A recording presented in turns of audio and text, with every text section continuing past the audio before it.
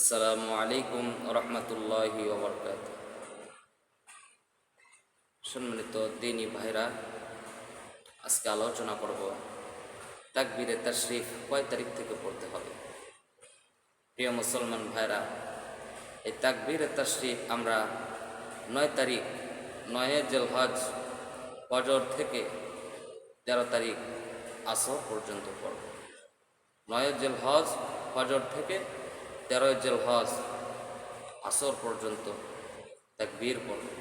প্রত্যেক ফরজ নামাজের পর একবার করে পড়ব আল্লাহু আকবার, আল্লাহু আকবার, লা ইলাহা ইল্লাল্লাহ, আল্লাহু আকবার, আল্লাহু আকবার, ওয়ালিল্লাহিল হামদ। প্রত্যেক ফরজ নামাজ পর একবার করে পড়ব।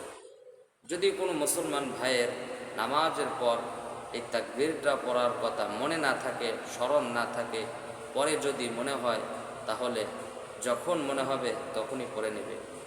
আল্লাহ তাআলা আমাদেরকে দ্বীনের সঠিক বুঝ দান করুন। আমিন, আমিন, আমিন।